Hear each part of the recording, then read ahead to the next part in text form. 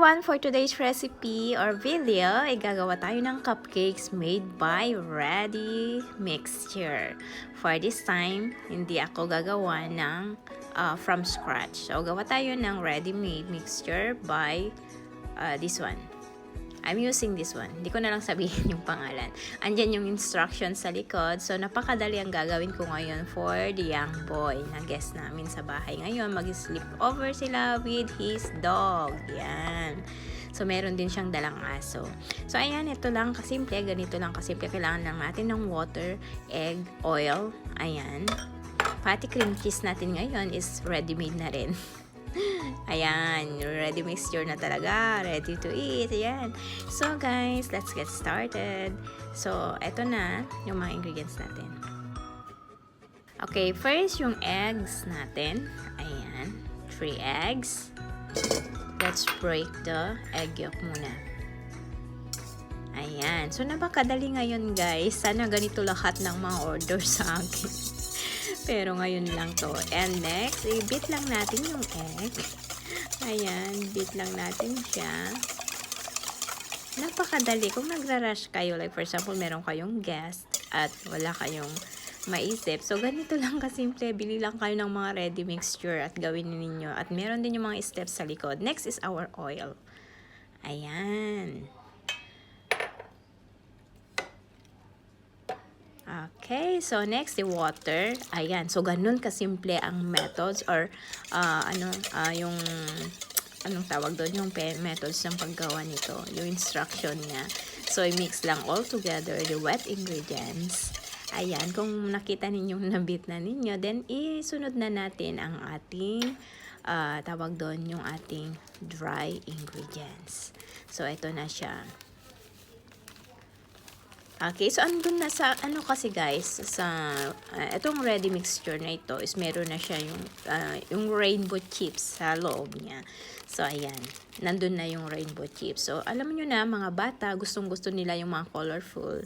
Ayan, so sabi niya kasi, I want vanilla. So, and I'm lazy to make made from scratch. So, my employer buy these ingredients. This ready mixture for the young boy. So, ayan. So, i-mix lang natin all together. Ayan. I-mix ninyo mabuti. And I'm not using stand mixer for this time or hand mixture. Hand mixer. Kasi, madali lang. Napakadali. Mas madali pa kesa sa kumain. Okay? Ayan, guys. So, let's mix it all together to incorporate that. Ayan. Okay na? Ready na tayo. Ayan. So, for a last twist, para ma-sure natin na na-mix na. Ayan. Okay. You can see the consistency of our mixture. Ayan. Yan yung butter natin. And next is ilagay na natin sa ating cupcakes. Cup. Ayan. So, yung isang box pala guys, pwede kayong gumawa ng 12 and 24 cupcakes. Pero hindi umabot sa 24 ang ginawa ko kasi medyo dinamihan ko kasi siya.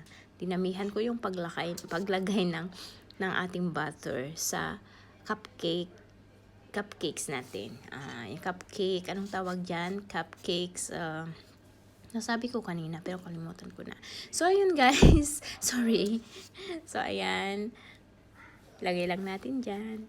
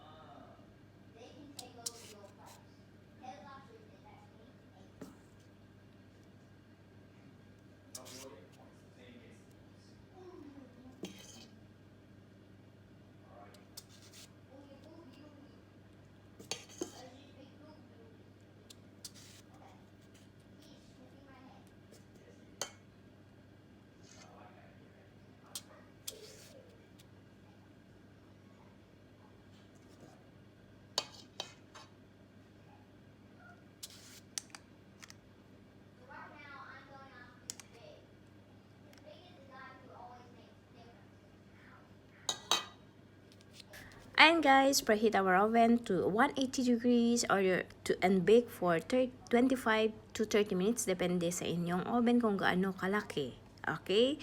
So, as you can see, and may mga instruction yan kung gusto ninyong bumili at gagawa din.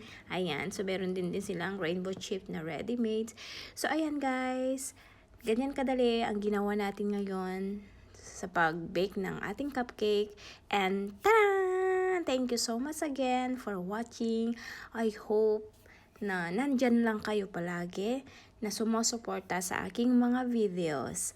Ayan guys. So thank you so much. At kung ikaw ay di pa nakasubscribe sa channel ko, please do subscribe to my channel and give me a thumbs up kung nagustuhan ninyo ang video na ito.